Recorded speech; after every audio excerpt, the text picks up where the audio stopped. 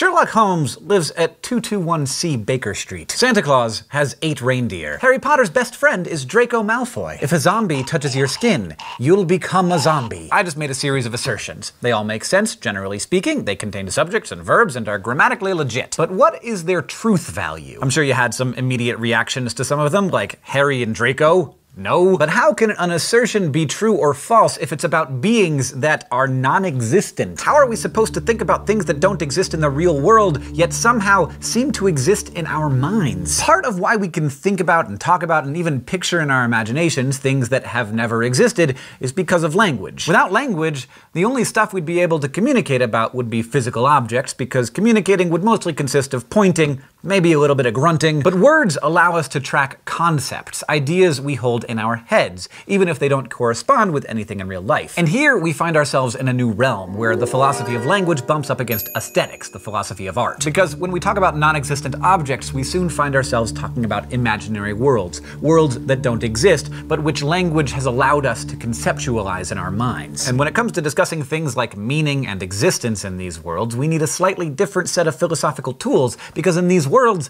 different rules often apply. And that's because we make up those rules. In the worlds that we imagine, we might be communicating with life on other planets, or the past as we know it might have never happened, or maybe there are no laws of physics. It turns out we can create entire universes just with our minds.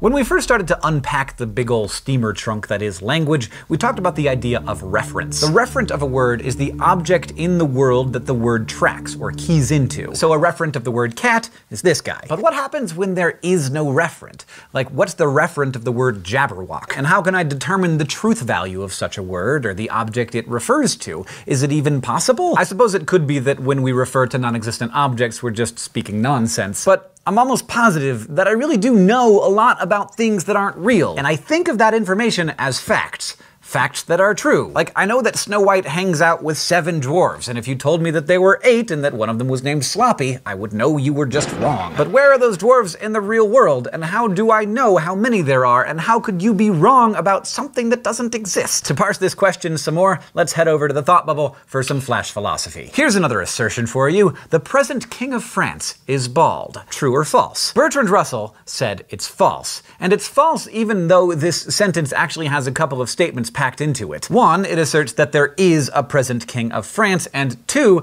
that he is bald. But there is no present King of France. France has a president, not a king. So the whole proposition ends up being false. Since there is no present King of France, Russell said, we can't attribute any true statements to him. It would be just as false to say that the present King of France has a ponytail and a nice bushy hipster beard as to say he's bald. So this French king is a non-existent entity that's falsely been ascribed an existence simply through an error in our understanding of language. And if you recall, this is similar to what we encountered with the cats and tails conundrum back when we were discussing the nature of reality. If you say that every cat has one more tail than no cat, that can be interpreted to mean that there's such a thing as no cat. So just like with the present King of France, a weirdness in our language makes a no thing look like something. Thanks, Thought Bubble. Now, Russell was sure that we can't make any meaningful assertions about something that doesn't exist. But 20th century Austrian philosopher Alexius Meinong had a different view. Meinong was convinced that we can have meaningful thoughts about objects that don't exist in reality. But, he said, in order to be able to speak meaningfully about something, it must, in some sense, have being. So Meinong came up with an ontology, that is, a system of being,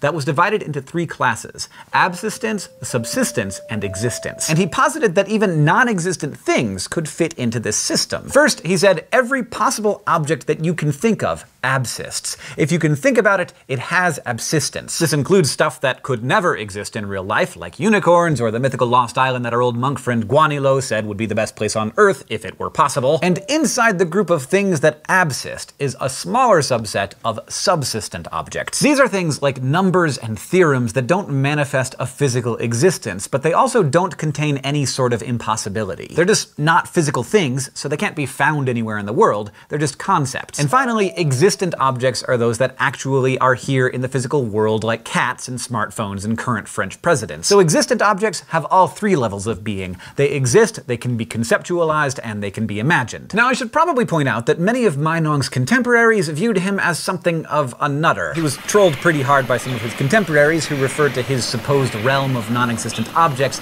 as Meinong's jungle, a place where round squares wander around with the present king of France, hippogriffs, and never-ending gobstoppers. And maybe you think Meinong's jungle is just a bunch of baloney too. But you might also say that there's a difference between something like a round square and something like Harry Potter. Because you might think that Harry Potter is real in some sense. Like, you get that he's fictional, but to you, he feels real. So what about that? Is that nonsense too? Not necessarily. Here's one way that some aestheticians, or philosophers of art, make sense of what's going on when we talk about fictional objects. They begin by pointing out where, metaphorically speaking, we talk about them. The domain in which we have a conversation is known as a universe of discourse, and inside this universe, assertions can be either true or false. Our default universe of discourse is the actual world, so in regular conversation, Harry Potter is a wizard is a false assertion, just like the present king of France is bald, because there is no Harry Potter, so he can't be a wizard.